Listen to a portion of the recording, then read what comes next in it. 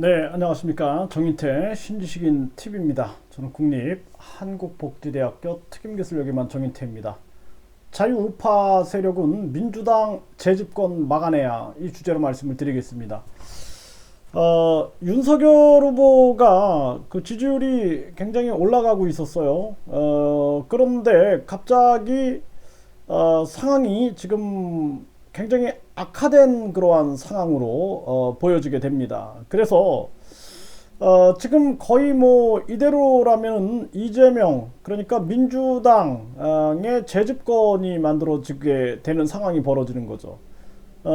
지금 사실상 저는 소득 주도 성장, 그리고 잘못된 부동산 정책으로 인해서 국민들의 분노가 굉장히 극에 달았습니다. 근데 갑자기 그 민주당이 180석을 차지하는 걸 보면서 이게 지금 국민들이 정신이 어떻게 됐나? 저는 깜짝 놀랐어요. 그 이후로 부정선거에 대한 여러 가지 의혹들이 제기가 됐습니다. 저는 그렇게 생각을 합니다. 지금 세계 정세를 보면은 북한 공산당, 중국 공산당이 다른 나라의 선거에 많이 개입을 하고 있어요. 그런 정황들이 많이 포착되고 있습니다. 제가 유튜브에서도 많이 그 부분을 다뤘고요. 그리고 우리나라 같은 경우에는 당연히 가깝잖아요. 네, 북한이나 중국하고 러시아하고 가깝기 때문에 그들의 공작이 없다고 볼 수가 없죠. 거기에다가 중국인들의 투표권을 허용했고, 중국인들의 차이나타운이라든지 공자학원이라든지 동북공정, 문화공정 이런 것들이 집요하게 진행되고 있는 이러한 시점에 국가보안법을 폐지하라, 뭐 한미연합훈련을 연기해라, 좀 비정상적으로 돌아가고 있는 우리나라의 모습을 보게 됩니다. 거기에다가 문재인 대통령은 종전선언을 얘기하고 평화를 얘기하고, 이 종전선언 평화협정으로 인하여 아프간이 탈레반에게 점령당하고, 그리고 베트남이 공산화되고, 이러한 역사의 사실이 있음에도 불구하고 그런 모습으로 가고 있는 거죠. 그리고 이 코로나 정치도 마찬가지입니다. 이 코로나 정치의 끝은 어디냐라는 거죠. 저는 제가 북한, 중공, 그리고 베트남 이 공산국가들을 제가 많이 다녔어요. 그래서 우리나라 분위기가 지금 굉장히 유사합니다. 그래서 서로가 감시하게 만들어요. 감시하고 통제하게. 제가 산책을 하는데요. 산에, 이 가까운 산에 가서, 산을 걷는데, 이게 이제 뭐, 숨도 차고 그러니까, 이게 마스크가 약간 코 쪽으로 약간 내려갔죠. 그랬더니, 한 분이 저한테 마스크 올려요! 그러는 거예요. 그래서, 예, 알았습니다. 그랬더니, 말하지 마요! 그러는 거예요. 그래서 제가 그냥, 갔는데 기분이 좋지는 않더라고요. 네. 그래서, 이게 서로가, 우리 국민들 서로가 서로를 감시하고 지적질하고 이런 식으로 지금 변하고 있구나.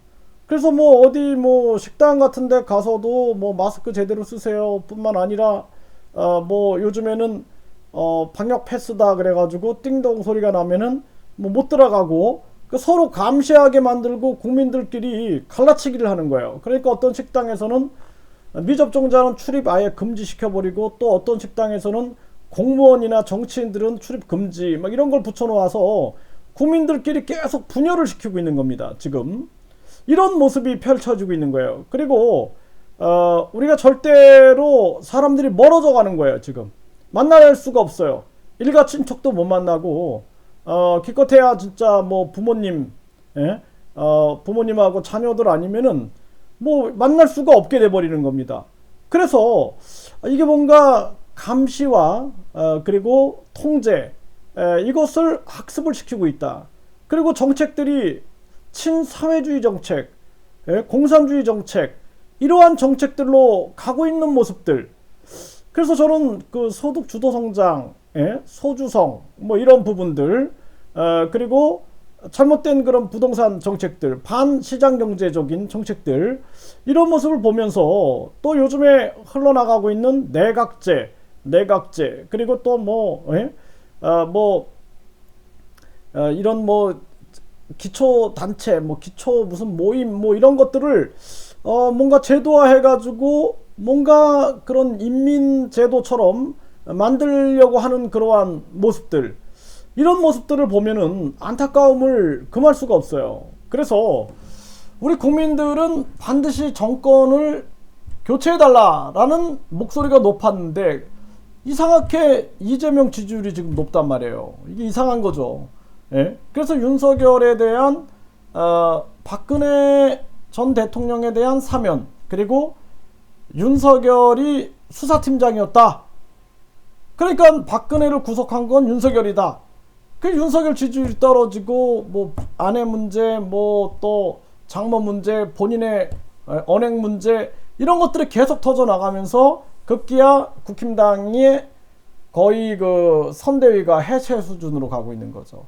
이러면서 안철수를 지금 띄우고 있는데요. 안철수와 이재명이 붙었을 때 과연 안철수가 이길 수 있느냐? 이거 굉장히 심각한 문제입니다. 지금 당하고 있다고 생각을 해야 돼요. 그래서 정치는 안 보이는 게 90%인데 지금 어떻게 유도하고 있는가? 문재인 대통령은 어떤 정치적 계산을 펼치고 있는가? 그리고 저 민주당의 책사들은 어떠한 그림을 그리고 있는가? 아마 지금 되게 기뻐할 겁니다. 아, 잘 걸려들었어. 이제 우리가 생각하는 대로 다 되고 있어. 예? 이렇게 가고 있는 거예요. 그리고 지금 김종인 같은 경우에는 내각제 얘기하고 민주통합정부 얘기하고 이거 안 된다라는 거예요. 윤석열도 안 되고 이런 정황으로 지금 가고 있는 것입니다.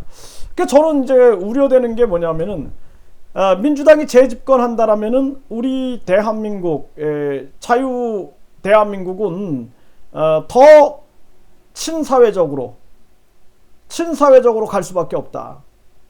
그리고 감시와 통제, 그리고 자유는 줄어들 수밖에 없는 거예요. 그래서 민주정부다, 민주당이다 하면서 왜 이렇게 감시와 통제 쪽으로 우리 사회 분위기를 몰고 가고 있느냐.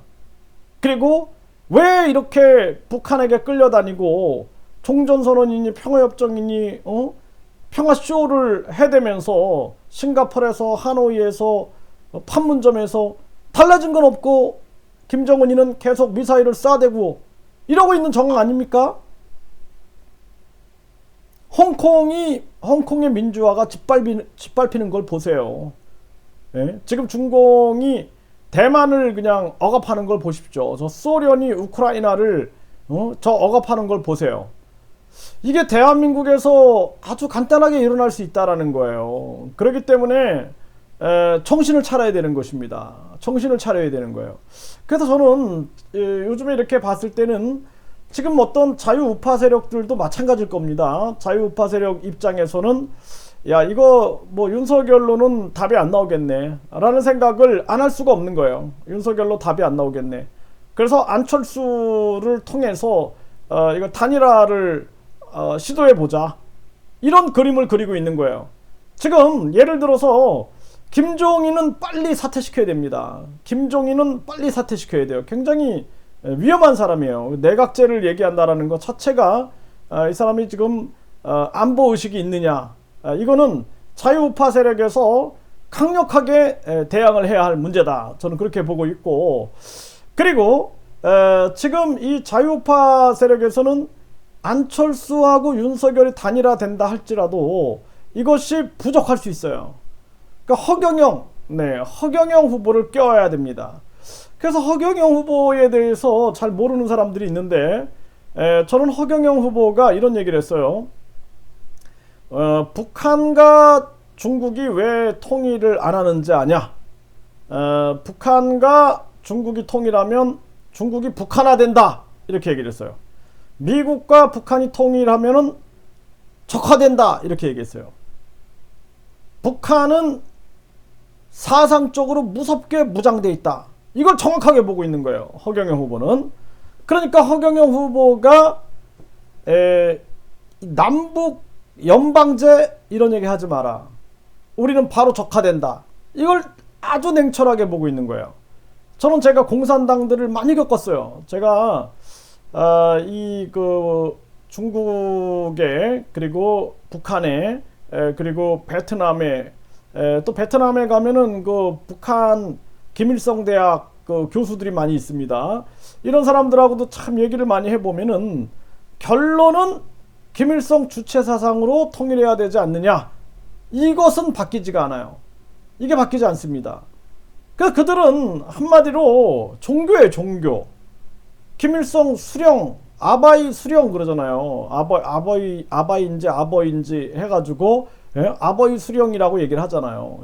이게 뭐냐면 어버이 수령인가요? 그러면은 이 하나님 아버지 이렇게 얘기하는 거하고 똑같은 거예요. 그게 수령, 수령, 영의 우두머리라는 얘기 아닙니까? 네.